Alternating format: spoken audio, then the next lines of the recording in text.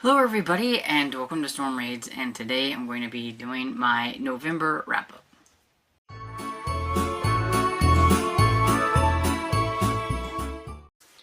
So today is the November wrap-up, and I didn't do quite as well as I thought I was going to do, but then, on reflection, I think last year my November was really slow because I had a really heavy October with my Halloween and things like that. I kind of go like all in and I read like a ton of books, and then November it's just kind of like, oh, let's just take a break.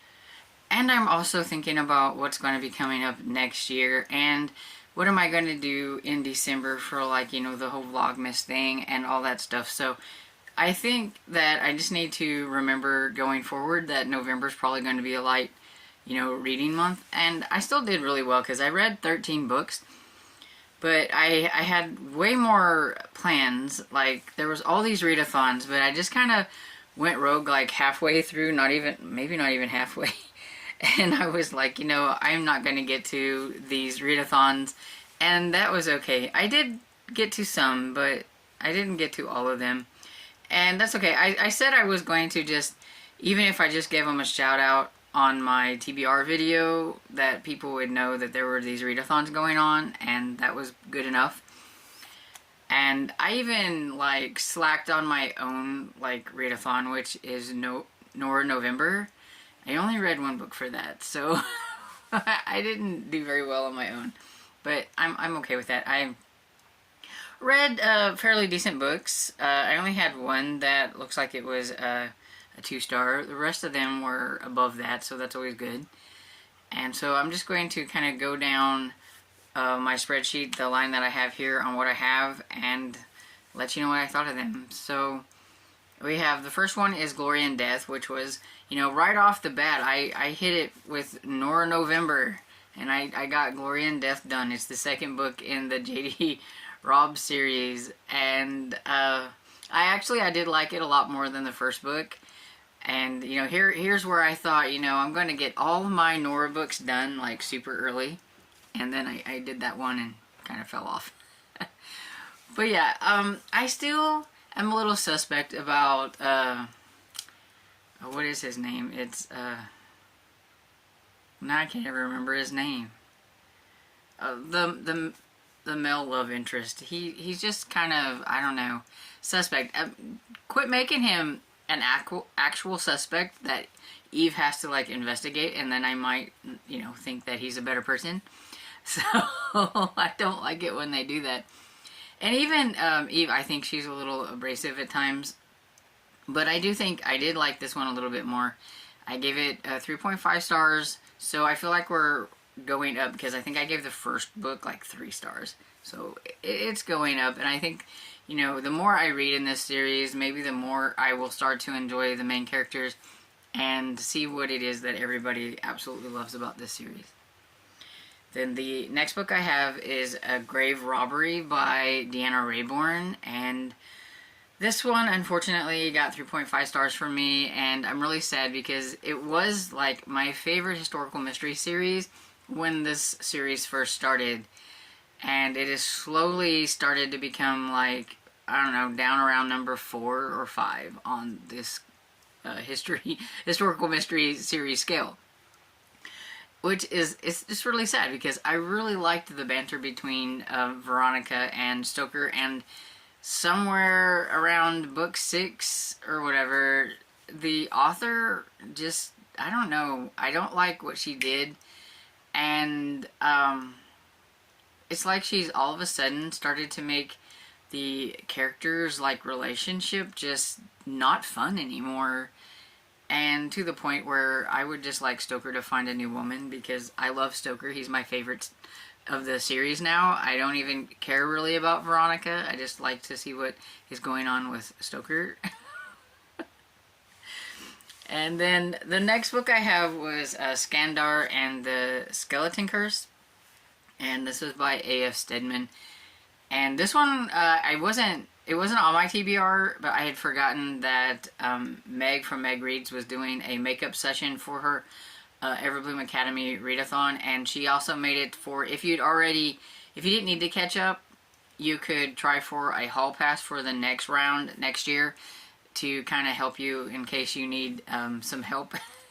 And so I was like, well, I'll try for the hall pass. And so she had a few prompts that you could do for that, and this one fit in for that, and it got me caught up on the series. I think there's one more, and this one again it's kind of a bummer. Like, I think I hit it out of the gate with some mediocre reads that might have kind of made my reading kind of go down a little bit. But also one thing that I did realize with a lot of the books that I read, when I listened to them, a lot of them were anywhere from like 12 to 15 hours on audio. So they were just also just on a normal scale larger books than I would normally read. So that kind of made my amount go down, I guess. But anyway, Skandar, it's an okay series. I've never been like totally in love with it, but the author decides to put like a relationship in this, and I just don't think that relationships need to be in middle grade books, and so that just kind of made this series go down a little bit for me. So it got 3.5 stars instead of 4. And I thought it was just a little long and starting to get a little repetitive on the things that are going on. So I'm kind of glad that there's going to only be one more book. And since there is only the one more book, I will continue on. I think if this was going to be a series where there was going to be more than just that one more, I may have just cut my losses. But I will still, I'm curious to see how it's going to end, so I will keep going. And then the next book I have is Speculation and Sin by Jennifer Ashley, which is probably my second favorite historical mystery series. And thank goodness that it's still my second favorite historical mystery series. It didn't go down any. I really love Kat and Daniel and James and just all the characters in this series. It's a lot of fun. She is a cook for an aristocratic family, and she solves mysteries and everything. She helps Daniel. What I liked is it's a very slow burn with her and Daniel on the romance, but I am to the point to where I would like them to get together a little bit more than they are. But it's been fun, and I understand why she's really hesitant about things. And I mean, even myself, you always wondered, especially through the first few books, what on earth does Daniel do for a living?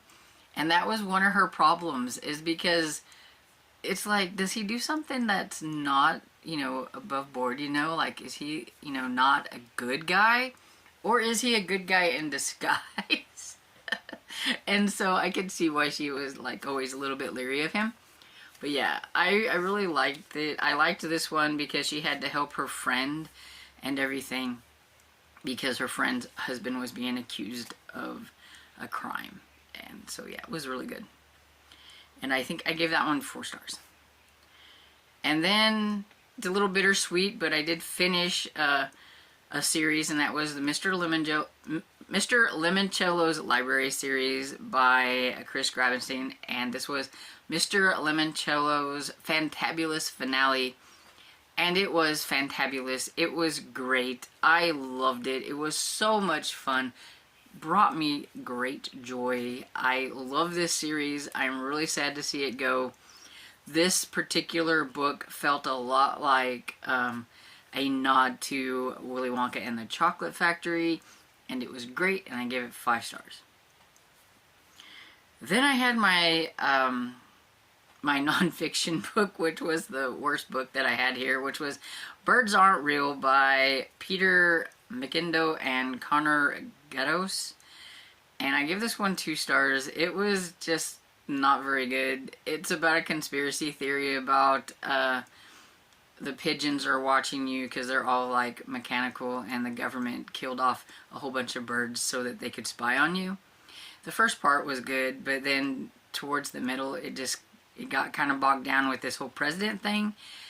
that it was going through, and by then I was like, okay, I'm bored. I don't really care anymore. So yeah, it wasn't very good. And then we have Death at a Scottish Christmas by Lucy Connolly, which is the third book in the Scottish Isle series. And I absolutely love this one too. And this is one of my favorite series. It's a newer cozy mystery series because there are only the 3 books out. But I don't know, it's just so, I don't know, the setting is just, it's just great. I don't know exactly how to, like, I loved it from the very first. I mean, I don't normally give the first book in cozy series 5 stars, but like this one got 5 stars right out of the gate.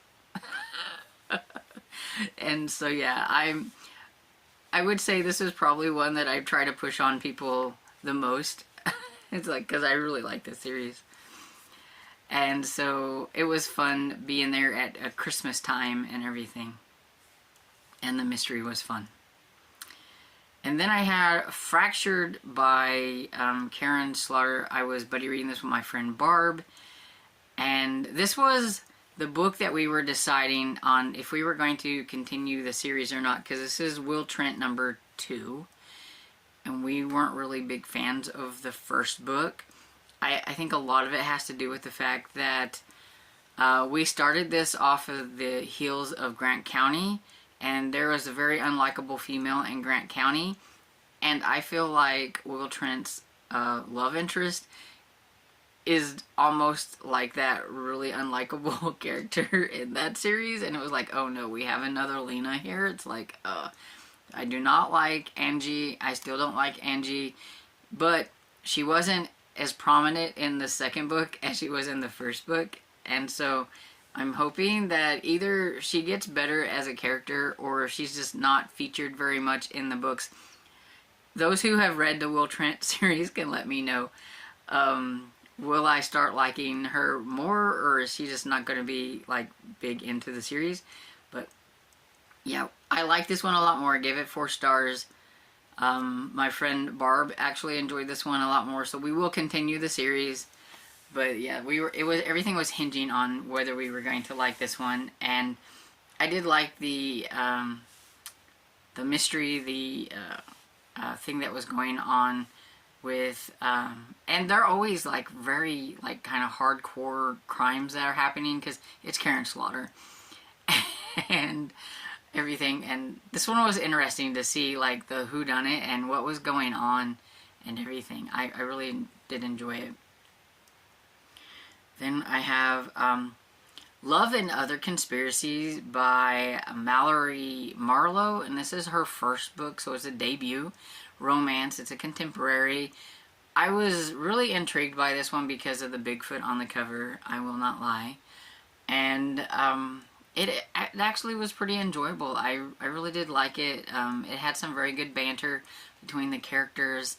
It's about a podcaster and a producer who needs some new material, and so she sees him and he does this kind of conspiracy theory stuff with like Bigfoots and all that kind of stuff, and they end up with this really fun banter because he's like this big time believer and she's a skeptic. And so yeah, it was just a lot of fun all around, and I am curious to check out her second book that'll be coming out next year because it looks like it's going to be about aliens or like, you know, alien conspiracy type things. So it makes me think like maybe she's really into that kind of stuff too. I'm kind of curious because I don't know anything about the author. But I gave this one 4 stars. And then I have North from Rome by Helen McInnes. I read this one for the Dr. November, and I did a try a chapter reading vlog with this, and I liked it, but it seems like since the first book that I read by her, I just haven't found one that can get back up there. I give the first one that I read by her like 5 stars, and the other 2 that I've read, this one included, has only gotten about like 3.5 stars, so I'm still on my quest to find another one that I really like from this author, because I do have quite a few more of hers, but, you know, we'll see. And, let's see, Then the next one is The Blue Castle by L.M. Montgomery. And this one was for the More Montgomery Challenge. And I didn't think I was going to get one in. But I managed to squeeze one in there at the end. And I really like this one. I've only read 2 from L.M. Montgomery. And so I don't have a whole lot to like compare. So I've only read the first Anne book, and now I've read this one. And I don't know, I like both of them, I think, equally, but this one might squeak out a little bit more than Anne, just because it was a really fun, like, romance. And I like it because the main character is in a situation where she thinks she has, like, a really big illness. So she's decided that she's just going to live life, and she doesn't really care if she offends somebody. And so the things that she says, and she starts to speak her mind, and instead of being like the person that in the back corner, she starts to kind of speak her mind when it comes to her family and all that stuff, and find somebody, you know, a guy who might want to, like, you know, get together with her. And it was just a lot of fun and sweet. And I was like, man, I hope that it turns out really good in the end. It better not be like one of those like really sad ones or anything, but it was fun. And I give that one 4 stars. And then we have Bigfoot Hunter by Rick Gutierrez. Yeah, probably cannot pronounce that right. Anyway, this is the first book in the Tales of the Crypto Hunter. There are 3 books in this series, and so I'm hoping to finish this one maybe next year so that I can finish it up. And each one of them is about a different cryptid. And so, of course, we have this one, which was a Bigfoot Hunter. And so we have Bigfoot, and I really enjoyed what the author did with the Bigfoot to make them kind of go crazy and, like, start killing people and everything. It wasn't just like there's this big scary monster in the woods. There was an actual reason for why they were acting the way they were, and I thought that was pretty interesting. And so I give this one 3.5 stars. It didn't really get to all the, like, really good action until, like, down into, like, the, I don't know, like, maybe the last, like, 30% of the book or whatever. So, I mean, I would have liked it to have had a little bit more Bigfoot action throughout the whole thing, but it was still pretty good. And then the last book I have is Blood Rights by Jim Butcher, which is the 6th book, I believe, in the Dresden Files series, and this is still part of my reread and buddy read that I'm doing with my friend Barb and Amy. And I'm really enjoying my reread. I love Dresden. Harry Dresden is a lot of fun, and everybody knows that's why I named my dog Dresden and everything. And so, yeah, so it's been fun getting back into the series. And it's also interesting because, like, some of the things that I'm realizing is you rely heavily on, like, things that from, like, the later books and everything, and you forget a lot of stuff from the earlier books. Because, like, I thought Toot Toot was in way more books than he actually was. Because it's like he's been in one and he hasn't been in any for a while, and I'm like, where is my Toot Toot? He's like my favorite character. And it's like, I want him back. But he just must be, like, really more prevalent in, like, the later books or whatever. So I will be excited when we get to more of Toot Toot. And it's also been fun listening to him again because you can see how the narrator, James Marster, gets more and more used to characters and used to narrating and starts giving them their own voices throughout the, like, series. So that's fun too. But yeah, I give that one 5 stars. So, you know, I had 3 5-star books in the month of November. So even though I only read 13, it was a stellar reading month, and I'm excited about it. And so let me know, did you have some great books that you read in November? Have you read any of the books that I mentioned here? Let me know down in the comments. And I hope you enjoyed this video. And if you did, don't forget to give it a like and subscribe. And I will see you all in the next video. Bye.